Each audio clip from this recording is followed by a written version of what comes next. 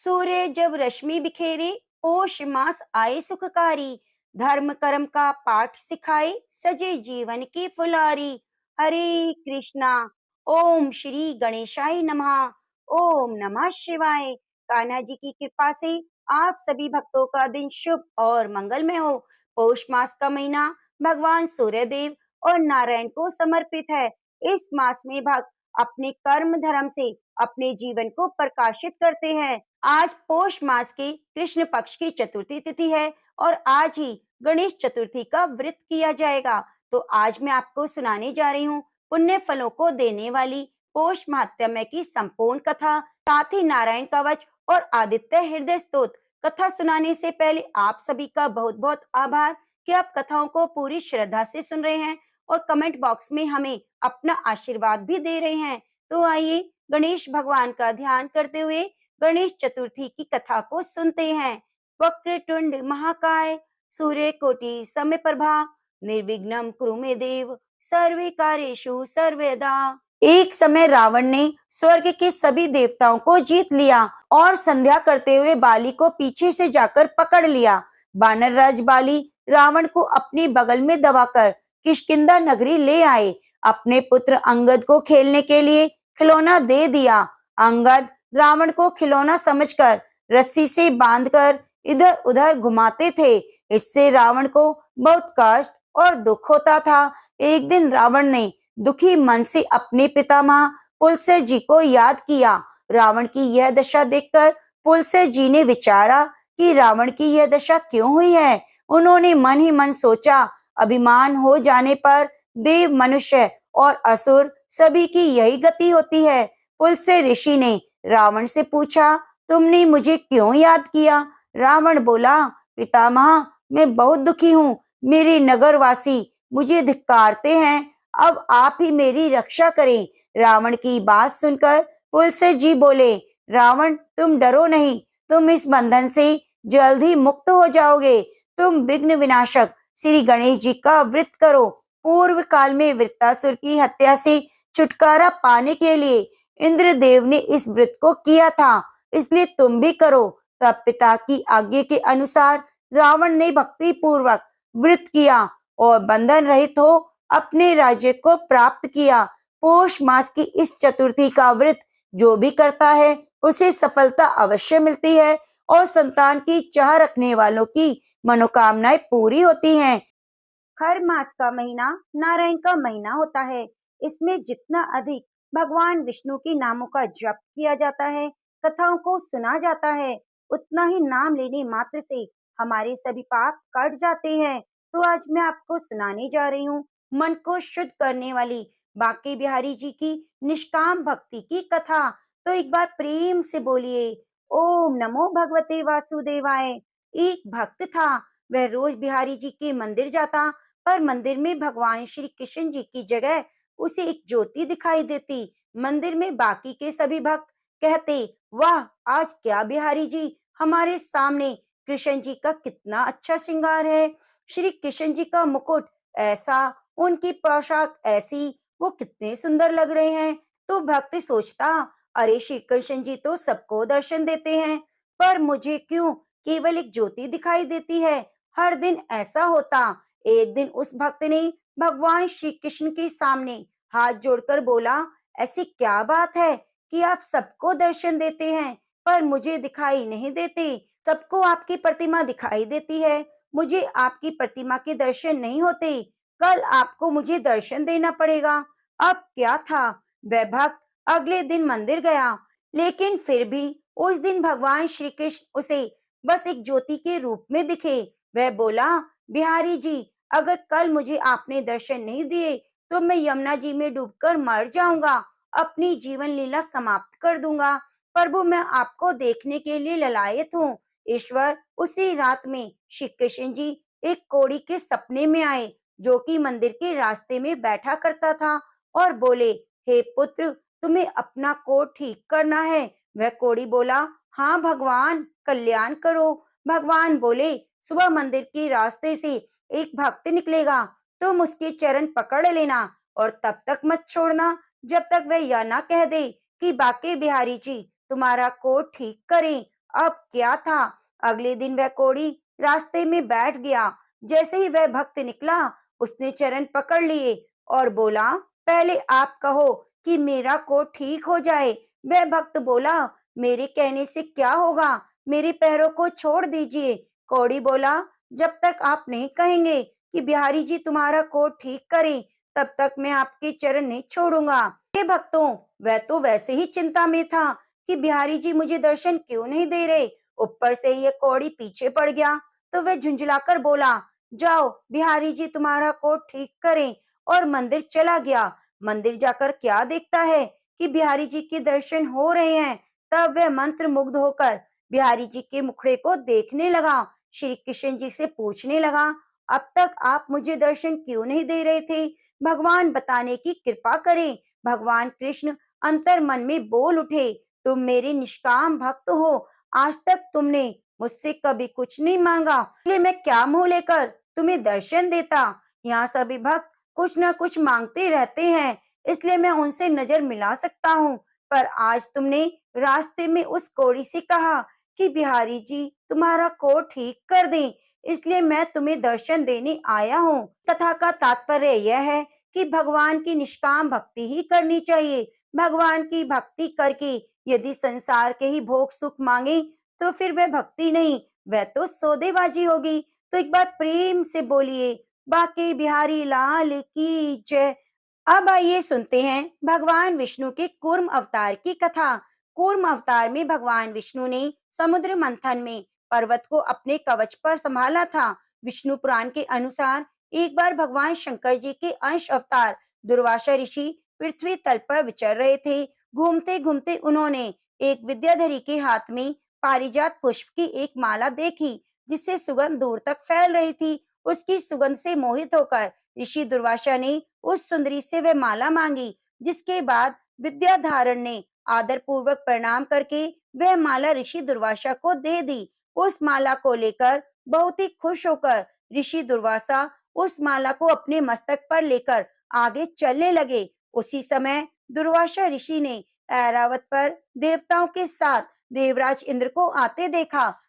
तो उन्हें देखकर ऋषि दुर्वासा ने उस दिव्य माला को अपने सिर से उतारकर देवराज इंद्र को दे दिया। देवराज इंद्र ने उस माला को लेकर ऐरावत के मस्तक पर डाल दिया। ऐरावत ने ऐसी दिव्य माला को अपने मस्तक से उतारकर भूमि पर फेंक दिया। इसे देखकर ऋषि दुर्वासा क्रोधित हो गए और इंद्र पर गुस्सा करने लगे। कहने लगे कि हे देवराज, आपने ऐश्वर्य के नशे में चूर होकर मेरी दी हुई माला का आदर नहीं किया, इसलिए मैं तुम्हें श्राप देता हूँ कि तुम्हारा त्रिलोक का वैभव नष्ट हो जाए। तो ऋषि दुर्वासा के श्राप के कारण सभी देवताओं ने अपनी शक्तियां खो दी।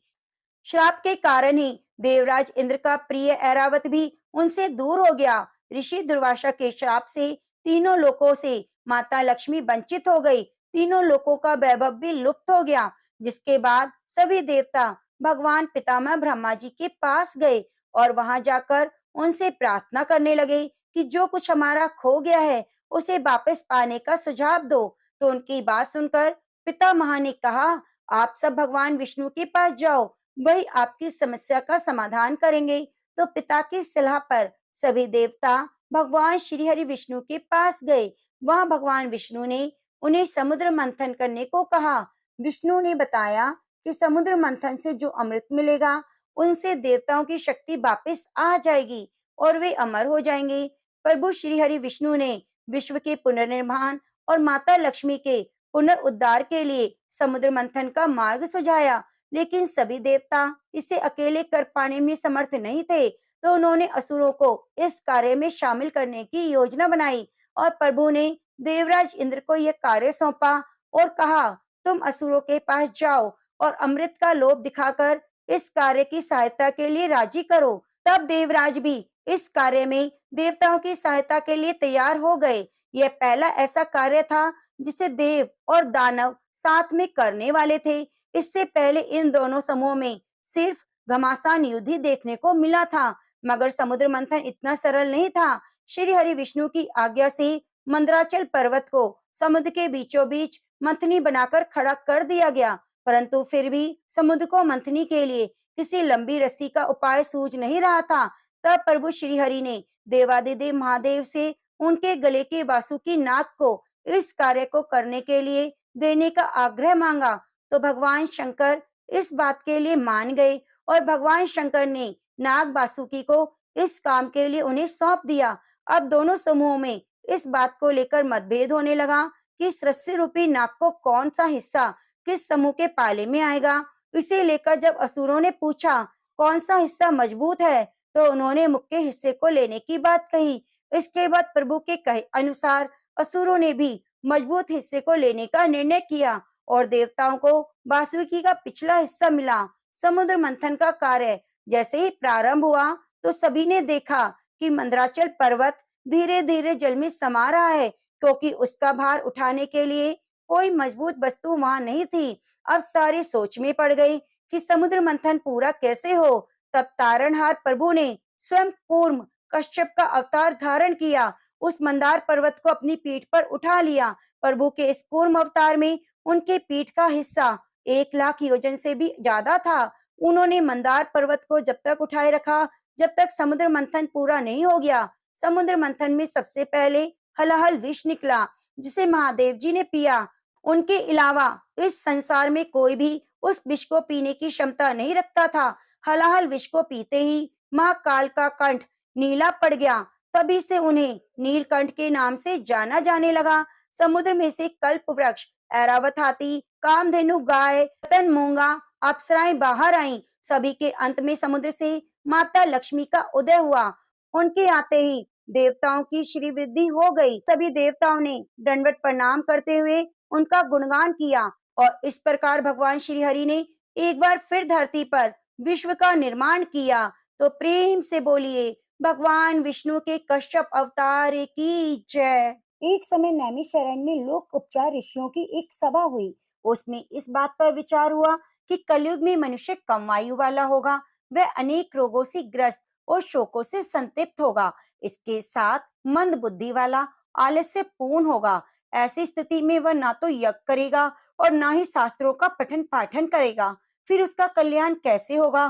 काफी विचार विमर्श के बाद यह तय किया गया कि कृष्ण भगवान की लीलाओं का गान करने से ही मनुष्य का उद्धार हो सकता है। इसलिए उपस्थित सारे ऋषियों ने सूत जी से अनुरोध किया कि वे भगवान श्री कृष्ण के चरित्र का कीर्तन करें। सूत जी ने ऋषियों का अनुरोध स्वीकार कर लिया। सूत जी कहने लगे, तत्ववेता होना मनुष्य की सफलता का सबसे बड़ा रहस्य है और इस तत्व ज्ञान का अभिप्राय है आत्मा परमात्मा की एकता की अनुभूति करना। उपनिषदों में इसे ब्रह्म ज्ञान, पुराणों में ईश्वर बोध और शास्त्रों की सत्ता को प्रत्येक पदार्थ में स्वीकार करता है। किंतु यह ज्ञान भी प्रभु की कृपा से ही प्राप्त होता है। सूत जी ने बताया कि भगवान श्री हरि विष्णु की प्रसन्नता प्राप्त कर लेने से जीवों के बड़े से बड़े कष्ट दूर हो जाते हैं और उनके चरित्र को सुनने में रुचि बढ़ जाती है।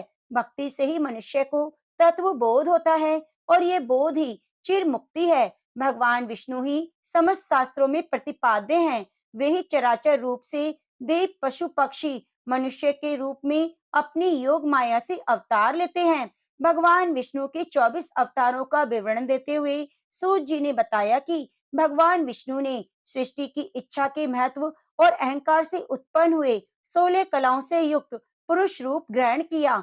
फिर वे सृष्टि रचना पर विचार करने के लिए सागर में योग निद्रा में लीन हो गए। उनके नाभि कुंड में प्रजापति ब्रह्म उत्पन्न हुए।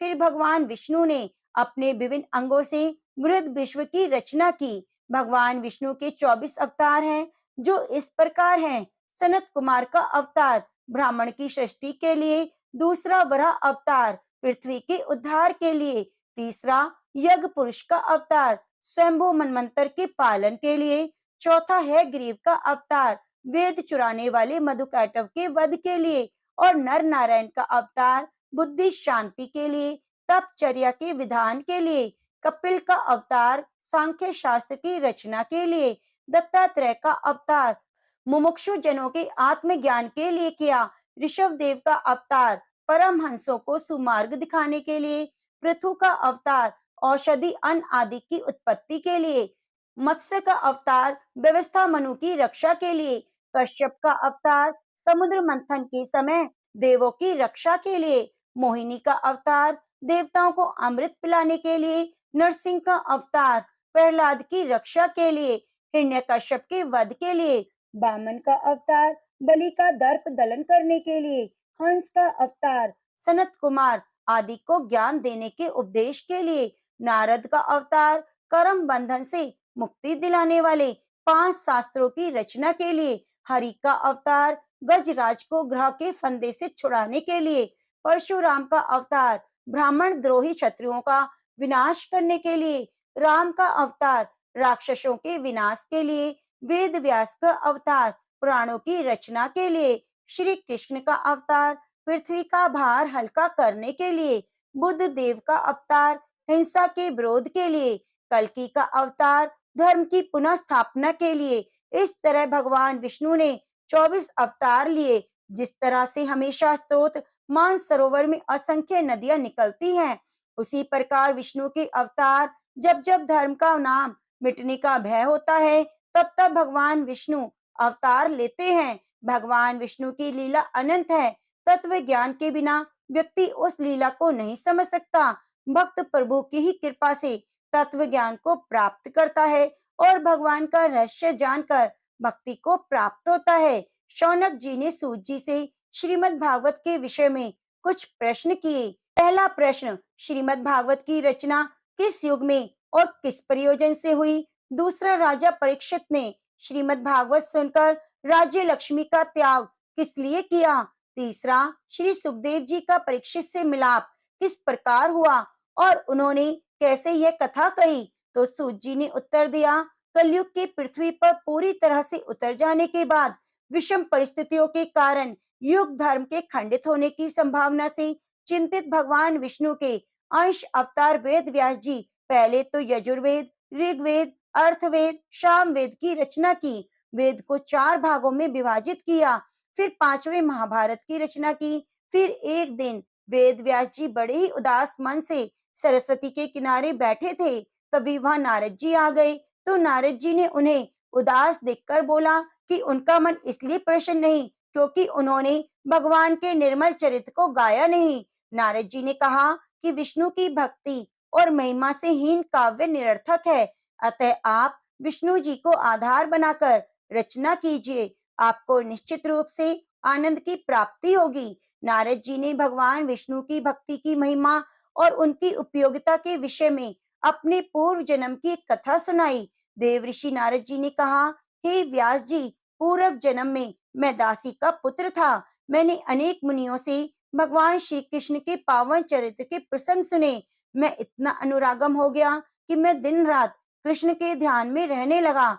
मेरा देह भाव समाप्त हो गया। तब मेरी यह दशा देखकर मुनियों ने मुझे भक्ति का गुप्त रहस्य दिया। भक्ति के प्रताप से ही मेरा मन निर्मम हो गया और शक्ति का भाव पैदा हुआ, पर माँ के प्रति मोह त्यागना मेरे लिए संभव नहीं था। एक दिन की बात है कि एक सर्प ने मेरी माँ को काट लिया, जिससे मेरी माँ की मृत्यु हो गई और मैं कुछ ही दिनों तक बुरी तरह से विलाप करता रहा। फिर समय के साथ मैं माँ के मोह से मुक्त हो गया। मैं घर छोड़कर निकल गया और वन में जाकर समाधि युक्त हो गया। तो मेरी तपस्या से भगवान श्री हरि विष्णु प्रसन्न हुए। उन्होंने मुझे दर्शन दिए। जब मैंने उनका रूप वैभव देखा तो चकित रह गया, आनंद के आंसू बहने लगे। यही नहीं, मैं पुनः उनके दर्शन का अभिलाषी हो गया, पर मुझे भगवान के दर्शन पुनः प्राप्त नहीं हुए। अतः मैं उनके दर्शनों के लिए व्याकुल हो उठा। मेरी आसक्ति पर प्रसन्न होकर भगवान ने मुझे निरंतर साधु रहने और साधु सेवा का आदेश दिया। साथ ही अगले जन्म में सिद्ध योगी होने का वरदान दिया। एक दिन बिजली गिरने से मेरा भौतिक शरीर नष्ट हो गया। मैं भगवान की कृपा से उनके सांस के साथ ही मैं अंदर चला गया। सहस्त्र युगों के उपरांत मैं मरीचि आदि ऋषियों के संग उत्पन्न हुआ। भगवान विष्णु की कृपा से ही मुझे अखंड ब्रह्मचारी रहने का वरदान मिला, स्वच्छंद विचरण करने का अधिकार मिला।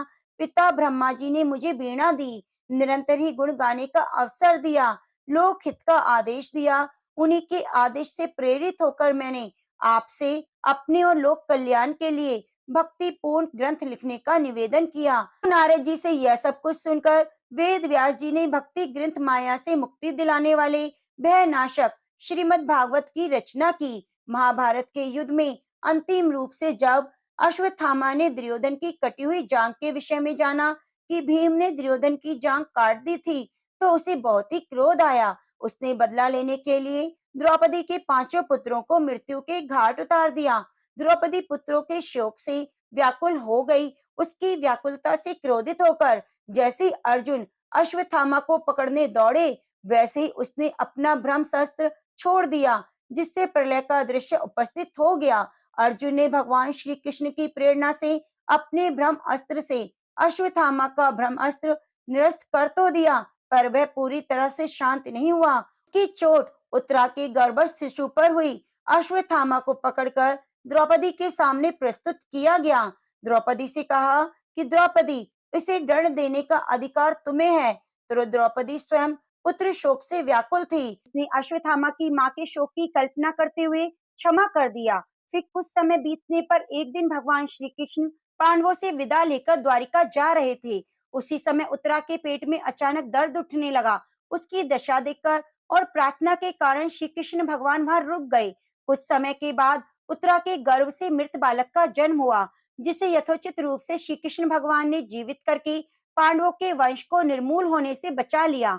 इस बालक के बारे में ब्राह्मणों ने भविष्यवाणी की कि यह बालक उद्यम गुणों वाला, क्षमाशील, सत्यभाषी और कलयुग को पकड़ने वाला होगा। इसके साथ ही यह बालक ऋषि श्रृंगी के श्राप के कारण अकाल मृत्यु को प्राप्त करेगा। सुखदेव जी से आत्मज्ञान प्राप्त करके मुक्त होने वाला होगा। इसका नाम परीक्षित होगा। परीक्षित नाम इसलिए कि गर्भ में ही श्री कृष्ण का ध्यान रखने वाला और उनकी परीक्षा लेने वाला था, क्योंकि जब इसका जन्म हुआ तो श्री कृष्ण की शक्ति की परीक्षा ली गई थी, तभी तो वह सकुशल वापस जिंदा हो गया। जब श्री कृष्ण ने परीक्षित को बचा लिया तो कुंती ने श्री कृष्ण का आभार माना और उनकी स्तुति की। इसके बाद कृष्ण द्वारिका आ गए। समय आने पर भीष्म जी ने अपना शरीर त्याग दिया। इसके बाद वे विदुर जी के समझाने पर धृतराष्ट्र और गांधारी ने तपस्या करते हुए प्राण त्यागने के लिए वन की ओर प्रस्थान किया। कुछ समय बीत जाने के बाद युधिष्ठिर को अर्जुन से पता चला कि कृष्ण परमधाम चले गए हैं, और साथ ही यह भी पता चला कि यदुकुल का नाश हो गया है। यह सुनकर युधिष्ठिर को बहुत दुख हुआ और बड़े उदास हो गए। अपने भाइयों सहित शरीर त्यागने के लिए हिमालय की ओर चले गए। फिर राजा परीक्षित ने विराट की पुत्री और उत्तर की पुत्री से विवाह किया। उसका नाम इरावती था। परीक्षित और इरावती से जन्मजय आदि 4 पुत्र उत्पन्न हुए। एक बार दिग्विजय यात्रा पर जाते हुए परीक्षित जी ने एक पांव वाली पतली बैल और अस्थि पंजर वाली गाय को रोते हुए देखा। एक शूद्र राजा का वेश धारण किए हुए चाबुक से गाय और बैल को पीट रहा था। वह पैरों से भी उन्हें प्रताड़ित कर रहा था। तो राजा परीक्षित से यह अन्याय देखा ना गया। उन्होंने बलपूर्वक राजा के वेश में आए कलयुग को रोककर पूछा कि तुम इस तरह से अन्याय क्यों कर रहे हो, इसका क्या कारण है। उसने पूछने के बाद राजा परीक्षित ने गाय और बैल से भी पूछा। तब बैल ने बताया, मैं धर्म हूँ। गाय ने कहा, मैं पृथ्वी हूँ। दोनों ने अपना परिचय दिया और कहा, हमारे दुर्दशा का कारण कलयुग का आगमन है। जब राजा परीक्षित ने धर्म रूपी बैल और पृथ्वी रूपी गाय की दुर्दशा सुनी तो उन्हें बड़ा दुख हुआ। उन्होंने प्रतिज्ञा की कि मैं अधर्म का मूल नाश कर दूंगा, कलयुग का विनाश करूंगा। तो राजा परीक्षित की यह प्रतिज्ञा सुनकर कलयुग शरणागत होकर राजा परीक्षित के चरणों में गिर पड़ा और शरण की भीख मांगने लगा। राजा परीक्षित शरणागत पालक थे, अतः उन्होंने उसे अभयदान दे दिया। तो अभयदान पाकर राजा के वेश में आए कलयुग ने अपना वास्तविक परिचय दिया, जिसे सुनकर राजा परीक्षित हैरान हो गए। परंतु राजा तो वचनबद्ध हो चुके थे, अतः उन्होंने कलयुग को अपने राज से चले जाने की आज्ञा दी। कलयुग भयभीत हो गया, लेकिन वह बहुत ही चतुर था। वह कहने लगा, हे राजन, चला तो मैं जाऊंगा, जहां भी रहूंगा सदा आपको अपनी आंखों के सामने रखूंगा, डरकर कुछ भी अनुचित नहीं करूंगा, अतः आप मुझे देश निकाला ना दो। राजा परीक्षित ने उसको 4 स्थानों मध्य, धूत, व्यभिचारी और हत्या में रहने का आदेश दिया। कलयुग ने एक अन्य स्थान की प्रार्थना की, तो उसका ध्यान करते हुए राजा परीक्षित ने उसे सोने में रहने की अनुमति दी। राजा परीक्षित ने सोने का मुकुट पहन रखा था। तो आज्ञा मिलते ही कलयुग राजा के मुकुट में प्रवेश कर गया। कितनी विचित्र बात हो गई कि जिस कलयुग को राजा अपने राज्य से निकाल रहे थे, वे उनके मुकुट में प्रवेश कर गया, उनके ही सिर पर सवार हो गया। कुछ समय बाद एक दिन राजा परीक्षित शिकार खेलने के लिए गए, तो वे हिरणों का पीछा करते हुए काफी थक गए।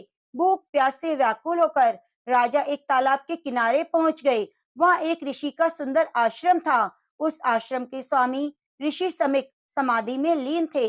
उन्हें राजा के आने का पता नहीं चला, अतः उन्होंने राजा का स्वागत अभिनंदन नहीं किया।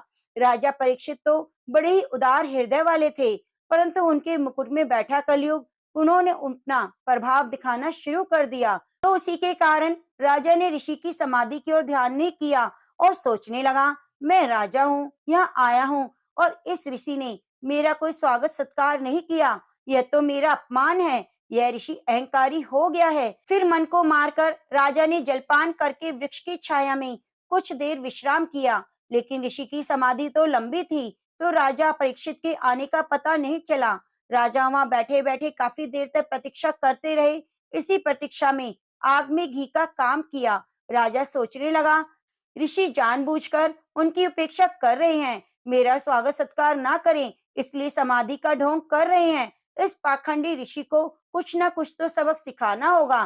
तभी राजा को पास में एक मरा हुआ सांप दिखाई दिया। तो राजा ने यह सोचकर कि ऋषि वास्तविकता का पता चल जाएगा, उन्होंने वह मरा हुआ सांप उठाया और ऋषि के गले में डाल दिया। गले में सांप डालने पर भी ऋषि की समाधि नहीं टूटी, लेकिन राजा इस हरकत का पता ऋषि पुत्र श्रृंगी को लग गया। तो वह ऋषि पुत्र अपने बेकसूर पिता के प्रति की गई राजा के इस उड्डयन व्यवहार को सहन नहीं कर सका। तब उस युवा तपस्वी ने कौशिकी नदी में आगमन करके हाथ में जल लेकर राजा को श्राप दे दिया कि जिस राजा ने मेरे पूज्य पिताजी के गले में मरा हुआ सांप डालकर उनका अपमान किया है, ठीक आज से 7वें दिन सर्पराज तक्षक उस राजा को मृत्यु के मुख में डाल देगा। श्राप देकर युवा तपस्वी आश्रम में लौटा और अपने पिता के गले में पड़ा हुआ मरा सांप देखकर जोर जोर से रोने लगा। उसका रोना इतना तीव्र था कि उससे ऋषि की समाधि भंग हो गई। समाधि भंग होते ही ऋषि ने मरे हुए सांप को गले से निकालकर नीचे फेंक दिया और अपने बेटे से रोने का कारण पूछा। तो ऋषि के बेटे ने रोते हुए सारी बात बता दी। जब उसके पिता ऋषि को पता चला कि मेरे बेटे ने राजा के छोटे अपराध के लिए उन्हें इतना बड़ा कठोर दंड दे दिया है, उन्हें बड़ा ही दुख हुआ। वे चिंतित हो गए। उन्होंने अपने पुत्र को काफी बुरा भला कहा, क्योंकि ऋषि के विचार से राजा परीक्षित धार्मिक प्रवृत्ति के न्याय प्रिय राजा थे। ऐसे दंड भारी राजा के अभाव में पृथ्वी पर अराजकता फैल जाती है। उन्होंने कहा, राजा के दंड धारण न करने पर ही तप यज्ञ समिधा आदि अनुष्ठानों का आयोजन निर्विघ्न रूप से होता रहता है। अतः राजा को श्राप देकर ऋषि पुत्र ने धर्म की हत्या कर दी है। शीलवान राजा के प्रति कभी क्रोध नहीं करना चाहिए। उधर जब राजा परीक्षित घर लौटे और अपना मुकुट उतार कर रख दिया, तो उन्हें अपने किए पर बड़ा पश्चाताप हुआ। अब वे क्या कर सकते थे? उन्होंने ऋषि पुत्र द्वारा दिए गए श्राप का भी ज्ञान हुआ और राजा परीक्षित उस श्राप को सिर माथे स्वीकार किया और उतने ही समय के लिए उन्होंने संसार त्याग दिया और विरक्त होकर उदासीन हो गए। अन्न जल आदि छोड़कर गंगा के किनारे बैठकर मृत्यु के समय की प्रतीक्षा करने लगे। अब चारों दिशाओं के ऋषि वशिष्ठ, अत्रि, च्यवन, भृगु इनको पता चला कि राजा परीक्षित राज्य को त्याग कर विरक्त हो गए हैं और मृत्यु की प्रतीक्षा करने गंगा के किनारे बैठे हैं। तो वे चारों ऋषि नारद जी, वेद व्यास, अगस्त्य आदि के साथ वहां उपस्थित हो गए। उन्हें देखकर राजा ने उन सारे ऋषियों का आदर सत्कार किया और उनसे भगवान श्री हरि विष्णु के चरणों में अनन्य भक्ति का वरदान मांगा। ऋषियों ने राजा की खूब प्रशंसा की और राजा परीक्षित के देह त्यागने तक वहीं ठहरने का निश्चय किया। इस तरह राजा परीक्षित का संवाद ऋषियों से हो रहा था, तभी वहां सुखदेव जी पहुंच गए। उन्हें देखकर राजा परीक्षित ने अत्यंत भक्ति और आदर के साथ उनका सत्कार पूजन किया। उस समय उनका आना राजा ने अपने लिए वरदान माना। राजा परीक्षित ने सुखदेव जी से अत्यंत विनम्र शब्दों में अपनी करुणा गाथा सुनाई और कहा, मुझे कल्याण का मार्ग दिखाओ, आपकी अति कृपा होगी। परीक्षित जी ने सुखदेव जी से दो प्रश्न किए। पहला जीव के लिए सर्वथा करने योग्य क्या है और दूसरा कि थोड़े समय में मरने वाले व्यक्ति का कर्तव्य क्या है। तो राजा परीक्षित के सवाल सुनकर सुखदेव जी राजा के प्रश्नों का उत्तर देने वहां रुक गए और उन्होंने उनकी शंकाओं का समाधान किया। अगले अध्याय को आप कल के अध्याय में सुनेंगे कि राजा परीक्षित के सवालों का उन्होंने समाधान कैसे किया। तो प्रेम से बोलिए श्री कृष्ण भगवान की जय। अब आइए सुनते हैं पौष मास महात्म्य में स्कंद महापुराण की आगे की कथा। लोमस जी कहते हैं, एक समय देवराज इंद्र संपूर्ण लोकपालों और ऋषियों से घिरे हुए अपनी सुधर्मा सभा में बैठे थे। वहां सिद्ध और विद्याधर गण उनकी विजय के गीत गा रहे थे। इसी समय परम बुद्धिमान देवेंद्र गुरु महाभाग बृहस्पति जी अपने शिष्यों के साथ देव सभा में पधारे। उन्हें उपस्थित देख देवताओं ने सहसा उनके चरणों में मस्तक झुकाया। इंद्र ने भी देखा गुरुदेव वाचस्पति आगे खड़े हैं, किंतु इंद्र की बुद्धि राजमद से दूषित हो रही थी, इसलिए उन्होंने गुरु के प्रति न तो आदर युक्त वचन कहा और न ही उन्हें बुलाया, न बैठने को आसन दिया और न चले जाने को ही कहा।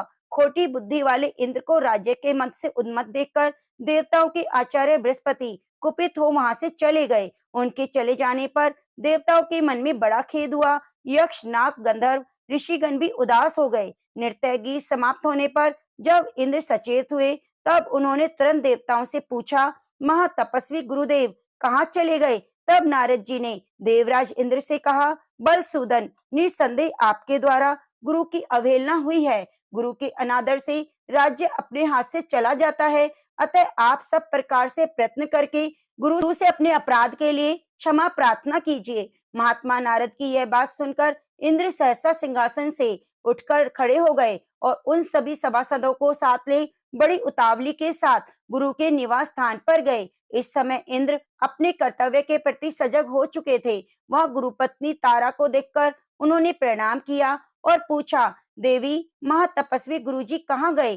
तारा ने इंद्र की ओर देखकर उत्तर दिया, मैं नहीं जानती। तब वे चिंता मग्न होकर अपने घर लौट आए। इसी समय स्वर्ग में अनेक अद्भुत अनिष्ट सूचक अपशगुन होने लगे, जो संपूर्ण स्वर्गवासियों को और दुरात्मा इंद्र को भी दुख प्राप्ति की सूचना देने वाले थे।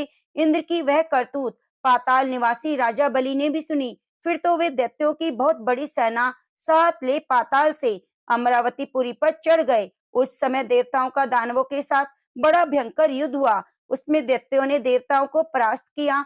एक ही क्षण में दूषित हृदय वाले अविवेकी इंद्र का सातों अंगों सहित संपूर्ण राज्य दैत्यों ने अपने अधिकार में कर लिया। विजयी दैत्य शीघ्र पाताल को चले गए। शुक्राचार्य की कृपा से ही दैत्यगण विजयी हुए थे।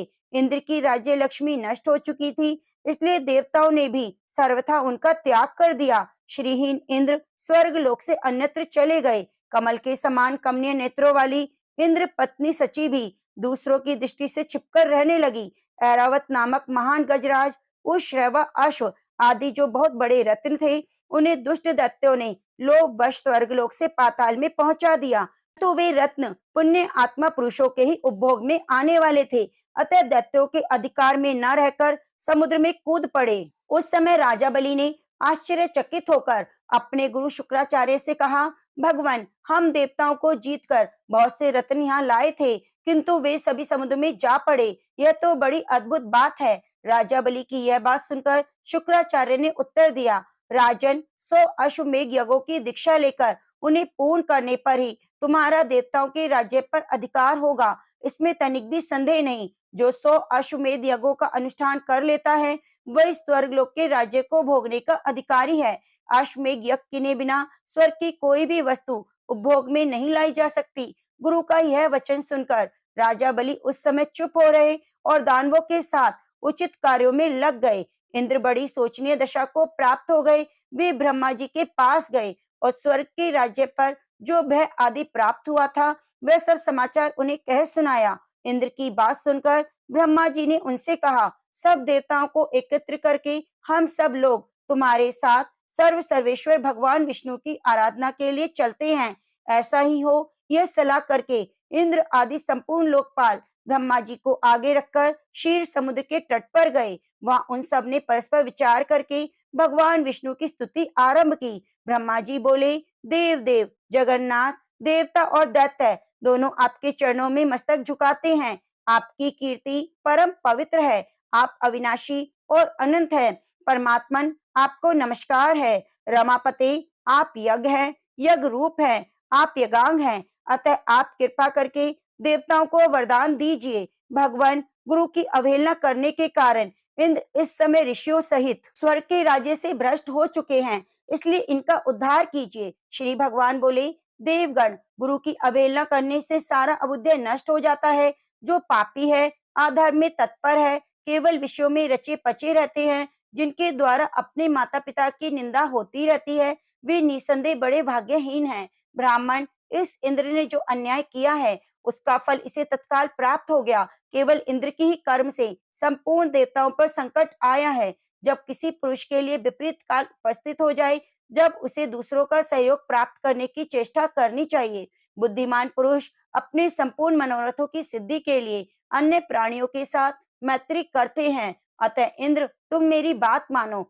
इस समय अपना काम बनाने के लिए तुम्हें दैत्यों के साथ मेल जोल कर लेना चाहिए। भगवान विष्णु के इस प्रकार आज्ञा देने पर बुद्धिमान इंद्र अमरावती छोड़कर देवताओं के साथ सुतल लोक में चले गए। इंद्र आए, यह सुनकर राजा इंद्रसेन रोष में भर गए। उन्होंने अपनी सेना के साथ जाकर इंद्र को मार डालने का विचार किया। उस समय देवऋषि नारद ने बलवानों में श्रेष्ठ राजा बलि और दैत्य को ऊंच नीच समझाकर उन्हें इंद्र के वध से रोका। देवऋषि के कहने से राजा बलि ने इंद्र के प्रति अपना रोष त्याग दिया। इतने में ही इंद्र भी अपनी सेना के साथ आ पहुंचे।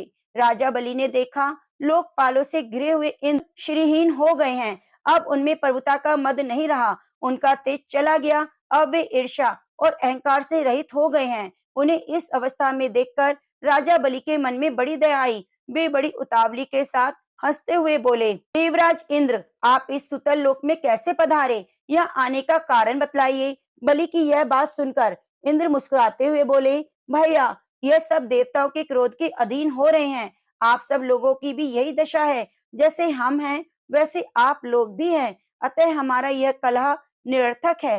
भाग्यवश आपने मेरा संपूर्ण राज्य एक क्षण में ले लिया। बहुत से रत्न भी स्वर्ग से यहाँ उठा लाए, परंतु वे सभी रत्न तत्काल ही जहाँ के थे वहीं चले गए। अतः विद्वान पुरुष को एक दूसरे से मिलकर कर्तव्य के विषय में विचार करना चाहिए। विचार करने से ज्ञान होता है और ज्ञान होने पर संकट से छुटकारा अवश्य मिल जाएगा। इस समय तो मैं संपूर्ण देवताओं के साथ आपके समीप त्राण पाने आया हूँ। इंद्र की बात समाप्त होने पर देवऋषि नारद ने राजा बलि को समझाते हुए कहा, दैत्यराज, शरण में आए हुए प्राणी की रक्षा करना महापुरुषों का धर्म है। जो लोग ब्राह्मण, रोगी, वृद्ध, शरणागत की रक्षा नहीं करते, वे ब्रह्म हत्यारे हैं। इंद्र इस समय शरणागत शब्द से अपना परिचय देते हुए तुम्हारे समीप आए हैं। अतः इनका भलीभांति रक्षण और पोषण करना तुम्हारा परम कर्तव्य है। इसमें तनिक भी संदेह की बात नहीं है। देवऋषि नारद के यूं कहने पर कर्तव्य और अकर्तव्य के ज्ञान में कुशल दैत्यराज बलि ने स्वयं भी अपनी बुद्धि से विचार किया।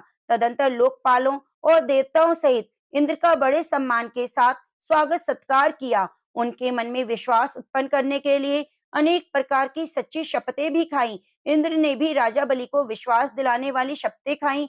देवराज इंद्र स्वार्थ साधन में तत्पर रहते हैं और अर्थशास्त्र में ही उनकी विशेष प्रवृत्ति है। उन्होंने शपथ खाकर राजा बलि के साथ सुतल लोक में निवास किया। वहां रहते हुए उन्हें अनेक वर्ष व्यतीत हो गए। एक दिन बलि की सभा में बैठे हुए नीति निपुण देवराज इंद्र ने बलि को संबोधित करके हंसते हुए कहा, वीरवर, हमारे हाथी, घोड़े आदि नाना प्रकार के बहुत से रत्न जो इस समय तुम्हें प्राप्त होने योग्य हैं, तत्काल ही समुद्र में गिर पड़े हैं। अतः हम लोगों को समुद्र से उन रत्नों का उद्धार करने के लिए बहुत शीघ्र प्रयत्न करना चाहिए। तुम्हारे कार्य की सिद्धि के लिए समुद्र का मंथन करना उचित है। इंद्र के इस प्रकार प्रेरणा देने पर बलि ने शीघ्रता पूर्वक पूछा, यह समुद्र मंथन किस उपाय से संभव होगा? इस समय मेघ के समान गंभीर स्वर में आकाशवाणी हुई, देवताओं और दैत्यों, तुम शीघ्र समुद्र का मंथन करो। इस कार्य में तुम्हारे बल की वृद्धि होगी, तनिक भी संदेह नहीं। मंदराचल को मथानी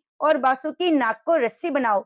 फिर देवता और दैत्य मिलकर मंथन आरंभ करो। यह आकाशवाणी सुनकर सहस्त्रों दैत्य और देवता समुद्र मंथन के लिए उद्यत हो सुवर्ण के सदृश कांतिमान मंदराचल के समीप गए। वह पर्वत सीधा, गोलाकार, बहुत मोटा और अत्यंत प्रकाशमान था। अनेक प्रकार के रत्न उसकी शोभा बढ़ा रहे थे। चंदन, पारिजात, नागकेशर, जायफल, चंपा आदि भांति भांति के वृक्षों से वह हरा भरा दिखाई देता था। उस महान पर्वत को देखकर संपूर्ण देवताओं ने हाथ जोड़कर कहा, दूसरों का उपकार करने वाले महाशैल मंदराचल, हम सब देवता तुमसे कुछ निवेदन करने के लिए यहाँ आए हैं, उसे तुम सुनो। उनके यूं कहने पर मंदराचल ने देहधारी पुरुष के रूप में प्रकट होकर कहा, देवगण, आप सब लोग मेरे पास किस कार्य से आए हैं, उसे बताइए। तब इंद्र ने मधुर वाणी में कहा, मंदराचल, तुम हमारे साथ रहकर एक कार्य में सहायक बनो। हम समुद्र को मथ कर उससे अमृत निकालना चाहते हैं। इस कार्य के लिए तुम मथानी बन जाओ। मंदराचल ने बहुत अच्छा कहकर उनकी आज्ञा स्वीकार की और देव कार्य की सिद्धि के लिए देवताओं, दैत्यों और विशेषतः इंद्र से कहा, पुण्य आत्मा देवराज, आपने अपने वज्र से मेरे दोनों पंख काट डाले हैं, फिर आप लोगों के कार्य की सिद्धि के लिए वहां तक मैं चल कैसे सकता हूँ। तब संपूर्ण देवताओं और दैत्यों ने उस अनुपम पर्वत को क्षीर समुद्र तक ले जाने की इच्छा से उखाड़ लिया, परंतु वे उसे धारण करने में समर्थ ना हो सके।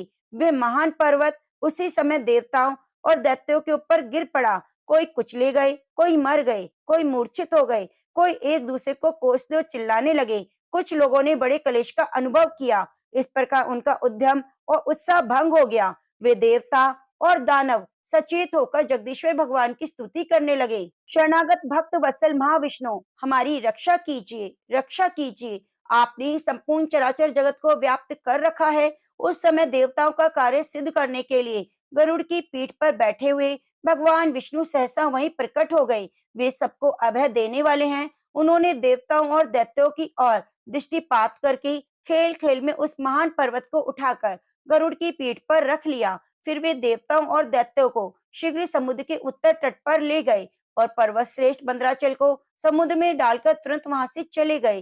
तदंतर सब देवताओं दैत्यों को साथ लेकर वासुकी नाग के समीप गए। उनसे भी उन्होंने प्रार्थना स्वीकार कराई। इस प्रकार मंदराचल को मथानी और वासुकी नाग को रस्सी बनाकर देवताओं और दैत्यों ने क्षीर समुद्र का मंथन आरंभ किया।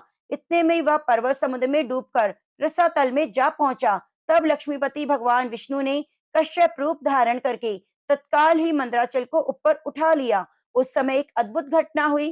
फिर जब देवता और दैत्यों ने मथानी को घुमाना आरंभ किया, तब वह पर्वत बिना गुरु के ज्ञान की भांति को सुदृढ़ आधार न होने के कारण इधर उधर डोलने लगा। यह देख परमात्मा भगवान विष्णु स्वयं ही मंदराचल के आधार बन गए। उन्होंने अपनी चारों भुजाओं से मथानी बने हुए पर्वत को भली भांति पकड़कर उसे सुखपूर्वक घुमाने योग्य बना दिया। तब अत्यंत बलवान देवता और दैत्य एकीभूत हो अधिक जोर लगाकर क्षीर समुद्र का मंथन करने लगे। कश्यप रूपधारी भगवान का पीठ जन्म से कठोर थी और उस पर घूमने वाला पर्वत श्रेष्ठ मंदराचल भी ब्रिज सार की भांति दृढ़ था। उन दोनों की रगड़ से समुद्र में बड़ावल प्रकट हो गया, साथ ही हलाहल विष उत्पन्न हुआ। उस विष की सबसे पहले नारद जी ने देखा। वह अमित तेजस्वी देवऋषि ने देवताओं को पुकार कर कहा, अदिति कुमारों, अब तुम समुद्र का मंथन न करो। इस समय संपूर्ण उपद्रवों का नाश करने वाले भगवान शिव की प्रार्थना करो। वे प्रातपर हैं, परमानंद स्वरूप हैं, योगी पुरुष भी हैं, उन्हीं का ध्यान करो। देवता अपने सर्व साधन में संलग्न ही समुद्र मथ रहे थे। वे अपनी अभिलाषा में तन्मय होकर नारद जी की बात ना सुन सके। केवल उद्यम का भरोसा करके वे क्षीर सागर के मंथन में लगे रहे। अधिक मंथन हो जाने से हलाहल विष प्रकट हुआ। वे तीनों लोकों को भस्म कर देने वाला था। वह प्रौढ़ विष देवताओं का प्राण लेने के लिए उनके समीप आ पहुंचा और ऊपर नीचे संपूर्ण दिशाओं में फैल गया। संपूर्ण प्राणियों को अपना ग्रास बनाने के लिए प्रकट हुए उस कालकूट विष को देखकर वे सब देवता दैत्य हाथ में पकड़े हुए नागराज वासुकी को मंदराचल पर्वत सहित वहीं छोड़ भाग खड़े हुए। उस समय लोक संहार की कालकूट विष को भगवान शिव ने स्वयं अपना ग्रास बना लिया। उन्होंने उस विष को निर्मल कर दिया। इस प्रकार भगवान शिव का बड़ी भारी कृपा होने से देवता, असुर, मनुष्य संपूर्ण त्रिलोकी की उस समय कालकूट विष से रक्षा हुई। के बाद भगवान विष्णु के समीप मंदराचल को मथानी और वासुकी नाग को रस्सी बनाकर देवताओं ने पुनः मंथन आरंभ किया। तब समुद्र से देव कार्य की सिद्धि के लिए अमृतमय कलाओं से परिपूर्ण चंद्रदेव प्रकट हुए। संपूर्ण देवता, असुर और दानवों ने भगवान चंद्रमा को प्रणाम किया और गर्गाचार्य जी से अपने अपने चंद्र बल की यथार्थ रूप से जिज्ञासा की। उस समय गर्गाचार्य जी ने देवताओं से कहा, इस समय तुम सब लोगों का बल ठीक है, तुम्हारे सभी उत्तम ग्रह केंद्र स्थान में हैं। बुध, सूर्य, शुक्र, शनि, मंगल भी चंद्रमा से संयुक्त हुए हैं, इसलिए तुम्हारे कार्य की सिद्धि के लिए निमित्त इस समय चंद्रबल बहुत उत्तम है। ये गोमंत नामक मुहूर्त है जो विजय प्रदान करने वाला है। महात्मा गर्ग जी के इस प्रकार आश्वासन देने पर महाबली देवता गर्जना करते हुए बड़े वेग से समुद्र मंथन करने लगे। मथे जाते हुए समुद्र के चारों ओर बड़े जोर की आवाज उठ रही थी। इस बार के मंथन से देव कार्यों की सिद्धि के लिए कामधेनु प्रकट हुई। उन्हें काले, श्वेत, पीले, हरे, लाल रंग की सैकड़ों गौएं घेरे हुई थी। उस समय ऋषियों ने बड़े हर्ष में भरकर देवताओं और दैत्यों से कामधेनु के लिए याचना की और कहा, आप सब लोग मिलकर भिन्न भिन्न गोत्र वाले ब्राह्मणों को कामधेनु सहित इन संपूर्ण गौं का दान अवश्य करो। ऋषियों की याचना करने पर देवताओं और दैत्यों ने भगवान शंकर की प्रसन्नता के लिए वे गौएं दान कर दी। यज्ञ कर्मों में भलीभांति मन लगाने पर उस परम मंगल में महात्मा ऋषियों ने उन गौं का दान स्वीकार किया। उसके बाद सब लोग बड़े जोश में क्षीर सागर को मथने लगे। इस बार मंथन से रत्नों में सबसे उत्तम रत्न कौस्तुभ मणि प्रकट हुई, जो सूर्यमंडल के समान परम कांतिमान था। वे अपने प्रकाश से तीनों लोकों को प्रकाशित कर रहा था। देवताओं ने चिंतामणि को आगे रखकर कौस्तुभ का दर्शन किया, उसे भगवान विष्णु की सेवा में भेंट कर दिया। उसके बाद चिंतामणि को मध्य रखकर देवताओं और दैत्यों ने पुनः मंथन आरंभ किया। वे सभी बल में बड़े बड़े थे और बार बार गर्जना कर रहे थे। अब की बार मथे जाने से समुद्र से उश्रवा नामक अश्व प्रकट हुआ। वह समस्त अश्व जाति में अद्भुत रतन था। उसके बाद गज जाति में रतनभूत ऐरावत प्रकट हुआ। उसके साथ श्वेत वर्ण के 64 हाथी थे। ऐरावत के 4 दांत बाहर निकले हुए थे।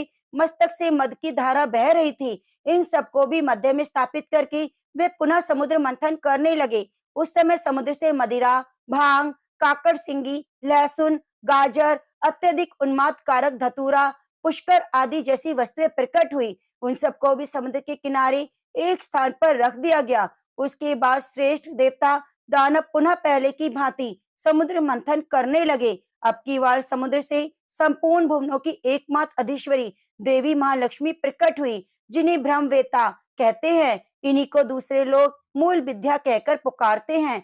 कुछ सामर्थ्यशाली महात्मा इन्हीं को वाणी और ब्रह्म विद्या भी कहते हैं। कोई कोई इन्हीं को रिद्धि सिद्धि, आज्ञा और आशा नाम देते हैं। कोई योगी पुरुष इन्हीं को वैष्णवी कहते हैं। सदा उद्यम में लगे रहने वाले माया की अनुयायी इन्हीं को माया रूप में जानते हैं। जो अनेक प्रकार के सिद्धांतों को जानने वाले ज्ञान शक्ति से संपन्न हैं, वे इन्हीं को भगवान की योग माया कहते हैं। देवताओं ने देखा देवी महालक्ष्मी परम सुंदर है। उनके मनोहर मुख पर स्वाभाविक प्रसन्नता विराजमान है। हार निपुरों से श्री अंगों की बड़ी शोभा हो रही है। मस्तक पर छत्र तना हुआ है। दोनों ओर चंवर डुल रहे हैं। जैसे माता अपने पुत्रों को स्नेह करती है, उसी प्रकार सती महालक्ष्मी ने देवता, दानव, सिद्ध, चारण, नाग आदि संपूर्ण प्राणियों की ओर दृष्टिपात किया। माता महालक्ष्मी की कृपा दृष्टि पाकर संपूर्ण देवता उसी समय श्री संपन्न हो गए। वे तत्काल राज्य अधिकारी के शुभ लक्षणों से संपन्न दिखाई देने लगे। तदंतर देवी लक्ष्मी ने भगवान मुकुंद की ओर देखा। उनके श्री अंग तमाल के समान श्याम वर्ण थे। कपोल और नासिका बड़ी सुंदर थी। वे परम मनोहर दिव्य शरीर से प्रकाशित हो रहे थे। उनके वक्षस्थल में श्री वत्स का चिन्ह सुशोभित था। भगवान के एक हाथ में कौमुद की गदा शोभा पा रही थी। भगवान नारायण की उस दिव्य शोभा को देखते ही लक्ष्मी जी आश्चर्यचकित हो उठी और हाथ में बनमाला ले सहसा हाथी से उतर पड़ी। और वह माला श्री जी ने अपने हाथों से बनाई थी। उसके ऊपर भ्रमर मंडरा रहे थे। देवी ने यह सुंदर वरमाला भगवान विष्णु के कंठ में पहना दी और स्वयं उनके बाम भाग में जाकर खड़ी हो गई। उस शोभाशाली दंपति का वहां दर्शन करके संपूर्ण देवता, दैत्य, अप्सराएं, किन्नर, चारणगण परम आनंद को प्राप्त हुए। तो प्रेम से बोलिए स्कंद महापुराण की जय हो। ओम नमो भगवते वासुदेवाय। प्रिय भक्तों, आगे की कथाओं को सुनने के लिए आप हमारे चैनल को सब्सक्राइब जरूर कीजिए और बगल में बनी घंटी को दबाना ना भूलें। आपसे बार बार निवेदन है कि कमेंट बॉक्स में हमें जरूर बताइए कि आपको कथाएं कैसी लग रही हैं। अब आइए सुनते हैं नारायण कवच और आदित्य हृदय स्तोत्र। ओम गृणी सूर्याय नमः। अब आइए सुनते हैं आदित्य हृदय स्तोत्र। उधर श्री रामचंद्र जी युद्ध से थककर चिंता करते हुए रणभूमि में खड़े हुए थे। इतने में ही रावण भी युद्ध के लिए उनके सामने उपस्थित हो गया। यह देख भगवान अगस्त्य मुनि, जो देवताओं के साथ युद्ध देखने के लिए आए थे, श्री राम जी के पास जाकर बोले, सबके हृदय में रमण करने वाले माँ बाहो राम, यह सनातन गोपनीय स्तोत्र सुनो। वत्स, इसके जप से तुम युद्ध में अपने शत्रुओं पर विजय पा सकोगे। इस गोपनीय स्तोत्र का नाम है आदित्य हृदय। यह परम पवित्र और संपूर्ण शत्रुओं का नाश करने वाला है। इसके जप से सदा विजय की प्राप्ति होती है। यह नित्य अक्षय और परम कल्याण में स्तोत्र है। संपूर्ण मंगलों का भी मंगल है। इससे सब पापों का नाश हो जाता है। यह चिंता और शोक को मिटाने, आयु को बढ़ाने वाला उत्तम साधन है। भगवान सूर्य अपनी अनंत किरणों से सुशोभित है। ये नित्य उदय होने वाले, देवता और असुरों से नमस्कृत, विश्ववान नाम से प्रसिद्ध, प्रभा का विस्तार करने वाले और संसार के स्वामी हैं।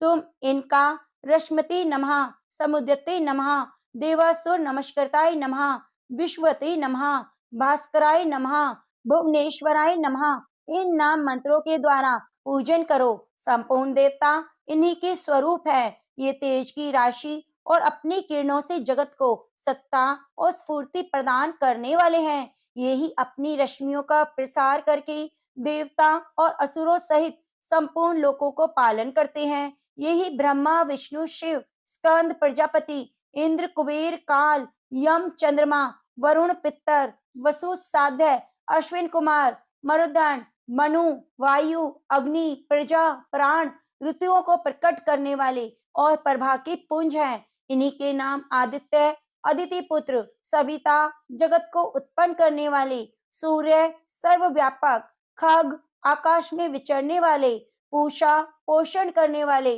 गवस्तिमान प्रकाशमान, सुवर्ण सदृश, भानु प्रकाशक, हिरण्य रेता, ब्रह्मांड की उत्पत्ति के बीज, दिवाकर रात्रि का अंधकार दूर करके दिन का प्रकाश फैलाने वाले, हरिदश्व दिशाओं में व्यापक और हरे रंग के घोड़े वाले, सहस्त्राचर्य हजारों किरणों से सुशोभित, सप्त सप्ती सात घोड़ों वाले, मरीचिमान किरणों से सुशोभित, तिमिरो मंथन अंधकार का नाश करने वाले, शंभु कल्याण की उद्गम स्थान, त्वष्टा भक्तों का दुख दूर करने वाले, जगत का संहार करने वाले, मार्तंडक ब्रह्मांड को जीवन प्रदान करने वाले, अंशुमान किरण धारण करने वाले, हिरण्यगर्भ ब्रह्मा शिशिर स्वभाव से ही सुख देने वाले, तपन गर्मी पैदा करने वाले, अहस्कर दिनकर रवि सबकी स्तुति के पात्र, अग्निगर्भ अग्नि को गर्भ में धारण करने वाले, अदिति पुत्र शंख आनंद स्वरूप एवं व्यापक, शिशिर नाशन शीत का नाश करने वाले, व्योमनाथ आकाश के स्वामी, तमोभेदी अंधकार को नष्ट करने वाले, ऋग यजु सामवेद की पारगामी, घन वृष्टि घनी वृष्टि के कारण, अपा मित्र जल को उत्पन्न करने वाले, विंध्य विधि पलगम आकाश में तीव्र वेग से चलने वाले, आतपी घाम उत्पन्न करने वाले, मंडली किरण समूह को धारण करने वाले, मृत्यु पिंगल भूरे रंग वाले, सर्वतापन सबको ताप देने वाले, कवि त्रिकालदर्शी विश्व सर्वस्वरूपी, महातेजस्वी रक्त लाल रंग वाले, सर्वोद्भव सबकी उत्पत्ति के कारण, नक्षत्र ग्रह तारों के स्वामी, विश्व भावन जगत की रक्षा करने वाले, तेजस्वियों में भी अति तेजस्वी, द्वादश आत्मा 12 स्वरूपों में अभिव्यक्त, इन सभी नामों से प्रसिद्ध सूर्यदेव आपको नमस्कार है। पूर्वगिरी उद्याचल और पश्चिम गिरी अस्ताचल के रूप में आपको नमस्कार है। ज्योतिर्गणों ग्रह और तारों के स्वामी, दिन के अधिपति आपको प्रणाम है। आप जय स्वरूप विजय और कल्याण के दाता हैं। आपके रथ में हरे रंग के घोड़े जुते रहते हैं। आपको बारंबार नमस्कार है। सहस्त्र किरणों से सुशोभित भगवान सूर्य आपको बारंबार प्रणाम है। आप अदिति के पुत्र होने के कारण आदित्य नाम से प्रसिद्ध हैं। आपको नमस्कार है। उग्र, अभक्तों के लिए भयंकर, वीर, शक्ति संपन्न, सारंग, शीघ्रगामी सूर्य देव को नमस्कार है। कमलों को विकसित करने वाले प्रचंड तेजधारी मार्तंड को प्रणाम है। आप ब्रह्मा, शिव और विष्णु के भी स्वामी हैं। सूर्य आपकी संज्ञा है। यह सूर्यमंडल आपका ही तेज है। आप प्रकाश से परिपूर्ण हैं। सबको सुहा कर देने वाला अग्नि आप ही का स्वरूप है। आप रुद्र रूप धारण करने वाले हैं। आपको नमस्कार है। आप अज्ञान और अंधकार के नाशक, जड़ता और शीत के निवारक, शत्रु का नाश करने वाले हैं। आपका स्वरूप आप प्रमेय है। आप कृतघ्नों का नाश करने वाले, संपूर्ण ज्योतियों के स्वामी और देव स्वरूप हैं। आपको नमस्कार है। आपकी प्रभा तपाए हुए सुवर्ण के समान है। आप हरि, अज्ञान का हरण करने वाले, विश्वकर्मा, संसार की सृष्टि करने वाले, तम के नाशक, प्रकाश स्वरूप और जगत के साक्षी हैं। आपको नमस्कार है। रघुनंदन, ये भगवान सूर्य ही संपूर्ण भूतों का संहार, सृष्टि और पालन करते हैं। ये ही अपनी किरणों से गर्मी पहुंचाते हैं, वर्षा करते हैं। ये सब भूतों में अंतर्यामी रूप से स्थिर होकर उनके सो जाने पर भी जागते रहते हैं। यही अग्निहोत्र और अग्निहोत्री पुरुषों को मिलने वाले फल हैं। यज्ञ में भाग ग्रहण करने वाले देवता, यज्ञों में भी फल के यही हैं। संपूर्ण लोकों में जितनी क्रियाएं होती हैं, उन सबका फल देने में यही पूर्ण समर्थ है। राघव, विपत्ति में, कष्ट में, दुर्गम मार्ग में, किसी भय के अवसर पर जो कोई पुरुष इन सूर्यदेव का कीर्तन करता है, उसे दुख नहीं भोगना पड़ता। इसलिए तुम एकाग्रचित्त होकर इस देवादिदेव जगदीश्वर की पूजा करो। आदित्य हृदय स्तोत्र का 3 बार जप करने से कोई भी युद्ध में विजय प्राप्त कर सकता है। माँ बाहो, तुम इसी क्षण रावण का वध कर सकोगे। यह कहकर अगस्त्य जी जैसे आए थे उसी प्रकार चले गए। उनका उपदेश सुनकर महातेजस्वी श्री राम जी का शोक दूर हुआ। उन्होंने प्रसन्न होकर शुद्ध चित्त से आदित्य हृदय को धारण किया और 3 बार आचमन करके शुद्ध हो भगवान सूर्य की ओर देखते हुए 3 बार जप किया। इससे उन्हें बड़ा हर्ष हुआ। फिर परम पराक्रमी रघुनाथ जी ने धनुष उठाकर रावण की ओर देखा। उत्साह पूर्वक विजय पाने के लिए वे आगे बढ़े। उन्होंने पूरा प्रयत्न करके रावण के वध का निश्चय किया। इस समय देवताओं के मध्य में खड़े हुए भगवान सूर्य ने प्रसन्न होकर श्री राम जी की ओर देखा। निशाच राज रावण के विनाश का समय निकट जानकर हर्ष पूर्वक कहा, रघुनंदन अब जल्दी करो। तो प्रेम से बोलिए सूर्य भगवान की जय। आगे सुनते हैं नारायण कवच।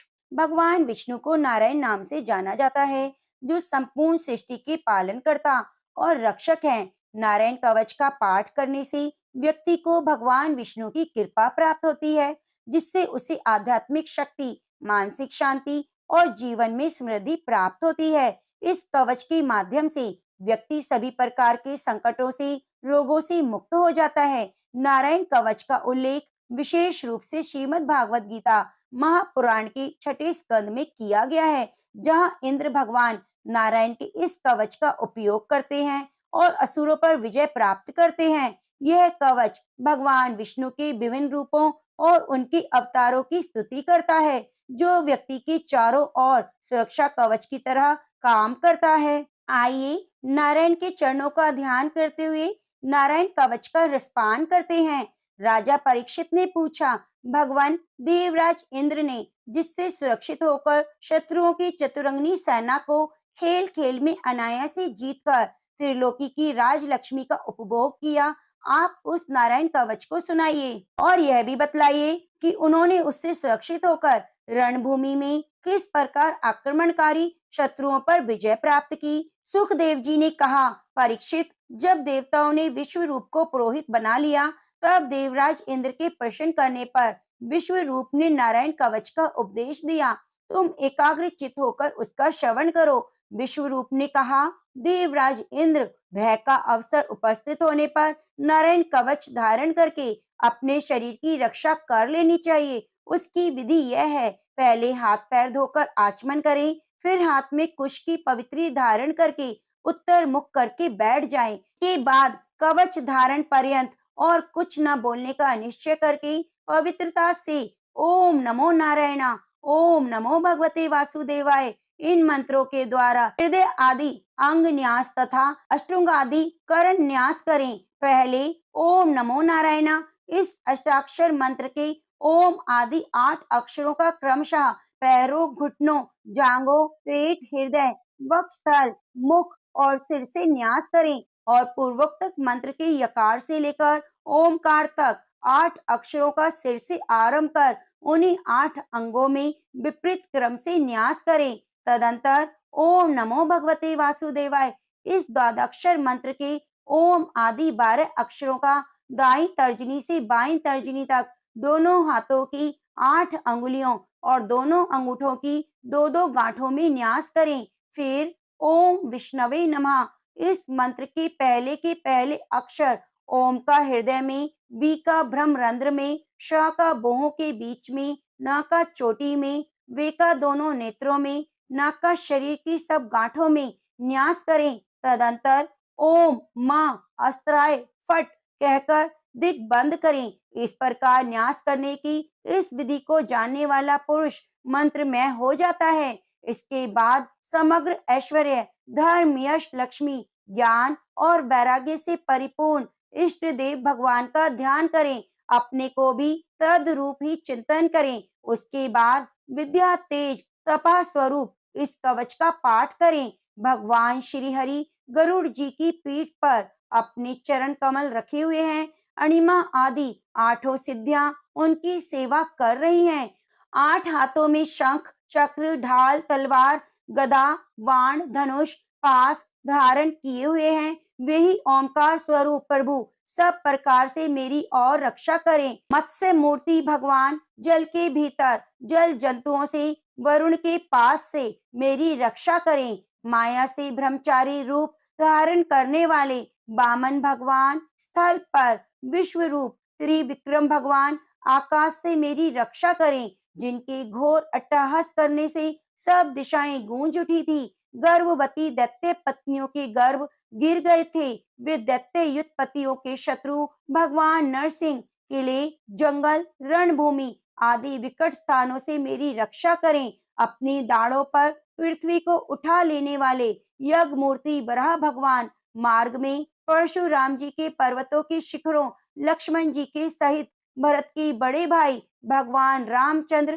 प्रवास के समय मेरी रक्षा करें। भगवान नारायण मारण, मोहन आदि भयंकर अभिचारों, सब प्रकार के प्रमादों से मेरी रक्षा करें। ऋषि श्रेष्ठ नर गर्भ से योगेश्वर भगवान दत्तात्रेय योग के विघ्नों से, त्रिगुणाधिपति भगवान कपिल कर्म बंधन से मेरी रक्षा करें। परम ऋषि सनत कुमार कामदेव से यह ग्रीव भगवान मार्ग में चलते समय देव मूर्तियों को नमस्कार आदि न करने के अपराध से, देव ऋषि नारद सेवा अपराधों से, भगवान कश्यप सब प्रकार के नरकों से मेरी रक्षा करें। भगवान धन्वंतरी कुपथ्य से, जितेंद्र भगवान ऋषभ देव सुख दुख आदि भयदायक द्वंद्वों से, यज्ञ भगवान लोक अपवाद से, बलराम जी मनुष्यकृत कष्टों से और श्री शेष जी क्रोधवश नामक सर्पों के गणों से मेरी रक्षा करें। भगवान कृष्ण द्वैपायन व्यास जी अज्ञान से, बुध देव पाखंडियों से, प्रमाद से मेरी रक्षा करें। धर्म रक्षा करने वाले महान अवतार धारण करने वाले भगवान कलिक पाप बहुल कलिकाल के दोषों से मेरी रक्षा करें। प्रातः काल भगवान केशव अपनी गदा लेकर कुछ दिन चढ़ जाने पर भगवान गोविंद अपनी बांसुरी लेकर, दोपहर के पहले भगवान नारायण अपनी तीक्ष्ण शक्ति लेकर, दोपहर को भगवान विष्णु चक्र राज सुदर्शन लेकर मेरी रक्षा करें। तीसरे पहर में भगवान मधुसूदन अपना प्रचंड धनुष लेकर मेरी रक्षा करें। साय काल में ब्रह्म आदि त्रिमूर्तिधारी माधव सूर्य अस्त के बाद ऋषिकेश, अर्धरात्रि के पूर्व और अर्धरात्रि के समय अकेले भगवान पद्मनाभ मेरी रक्षा करें। रात्रि के पिछले पहर में श्री वत्सल लाशन श्री हरि, उषा काल में खड्गधारी भगवान जनार्दन, सूर्योदय से पूर्व श्री दामोदर और संपूर्ण संध्याओं में काल मूर्ति भगवान विश्वेश्वर मेरी रक्षा करें। सुदर्शन, आपका आकार चक्र की तरह है। आपके किनारे का भाग प्रलयकालीन अग्नि के समान अत्यंत तीव्र है। आप भगवान की प्रेरणा से सब और घूमते ही रहते हैं। जैसे आग वायु की सहायता से सूखे घास फूस को जला डालती है, वैसे ही आप हमारी शत्रु सेना को शीघ्र से शीघ्र जला दीजिए। कोमुद की गदा, आपसे छूटने वाली चिंगारियों का स्पर्श वज्र के समान असहाय है। आप भगवान अजित की प्रिया हैं और मैं उनका सेवक हूँ, इसलिए आप कुष्मांड, विनायक, यक्ष, राक्षस, भूत, प्रेत आदि ग्रहों को अभी कुचल डालिए, मेरे शत्रुओं को चूर चूर कर दीजिए। शंख श्रेष्ठ, आप भगवान श्री कृष्ण के फूंकने से भयंकर शब्द करके मेरे शत्रुओं का दिल दहला दीजिए। यातुधान, परमत, प्रेत, मातृका, पिशाच, ब्रह्म राक्षस आदि भयावने प्राणियों को यहाँ से झटपट भगा दीजिए। भगवान की श्रेष्ठ तलवार, आपकी धार बहुत तीक्ष्ण है। आप भगवान की प्रेरणा से मेरे शत्रुओं को छिन-भिन कर दीजिए। भगवान की प्यारी ढाल, आप में सैकड़ों चंद्राकार मंडल हैं। आप पाप दृष्टि पापात्मा शत्रुओं की आंखें बंद कर दीजिए, उन्हें सदा के लिए अंधा बना दीजिए। सूर्य आदि ग्रह, धूमकेतु आदि केतु, दुष्ट मनुष्य, सर्प आदि रेंगने वाले जंतु, दानों वाले हिंसक पशु, भूत प्रेत आदि पापी प्राणियों से हमें जो भय हो, जो हमारे मंगल के विरोधी हो, वे सभी भगवान के नाम, रूप, आयुधों का कीर्तन करने से तत्काल नष्ट हो जाएं। बृहद, रथंतर आदि सामवेदी स्त्रोतों से जिनकी स्तुति की जाती है, वे वेद मूर्ति भगवान गरुड़ विश्वसेन जी अपने नाम उच्चारण के प्रभाव से हमें सब प्रकार की विपत्तियों से बचाएं। श्री हरि के नाम, रूप, वाहन, आयुध, श्रेष्ठ पार्षद हमारी बुद्धि, इंद्रिय, मन और प्राणों को सब प्रकार की आपत्तियों से बचाएं। जितना भी कार्य या कारण रूप जगत है, वह वास्तव में भगवान है। इस सत्य के प्रभाव से हमारे सारे उपद्रव नष्ट हो जाएं।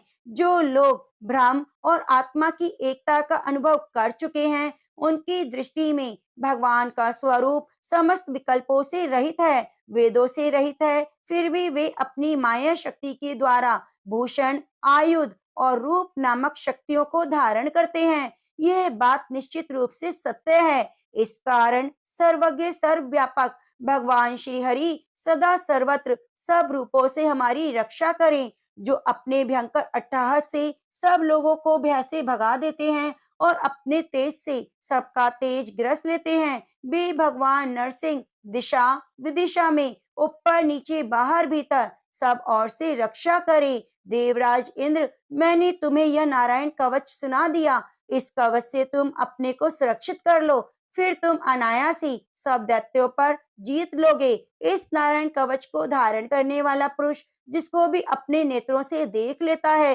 पैर से छू देता है, तत्काल समस्त भयों से मुक्त हो जाता है। जो इस वैष्णवी विद्या को धारण कर लेता है, से राजा, डाकू, प्रेत, पिशाच आदि और बाघ आदि हिंसक जीवों से किसी प्रकार का भय नहीं रहता। देवराज, प्राचीन काल की बात है, एक कौशिक गोत्री ब्राह्मण ने इस विद्या को धारण करके योग धारण से अपना शरीर मरुभूमि में त्याग दिया। जहाँ उस ब्राह्मण का शरीर पड़ा था, उसके ऊपर एक दिन गंधर्वराज चित्ररथ अपनी स्त्रियों के साथ विमान पर बैठकर निकले। वह आते ही वे नीचे की ओर किए विमान सहित आकाश से पृथ्वी पर गिर पड़े। इस घटना ने उनके आश्चर्य की सीमा ना रही। जब उन्हें बालखिल्य मुनियों ने बताया कि ये नारायण कवच धारण करने का प्रभाव है, तब उन्होंने उस ब्राह्मण देव की हड्डियों को ले जाकर पूर्व वाहिनी सरस्वती नदी में प्रवाहित किया। फिर स्नान करके वे अपने लोक को चले गए। श्री सुखदेव जी कहते हैं, परीक्षित, जो पुरुष इस नारायण कवच को समय पर सुनता है, आदर पूर्वक धारण करता है, उसके सामने सभी प्राणी आदर से झुक जाते हैं और सब प्रकार के भयों से मुक्त हो जाता है। परीक्षित, शतक्रतु इंद्र ने आचार्य विश्वरूपी से यह वैष्णवी विद्या प्राप्त करके रणभूमि में असुरों को जीत लिया और त्रैलोक्य लक्ष्मी का उपभोग करने लगा। तो प्रेम से बोलिए लक्ष्मी नारायण भगवान की जय।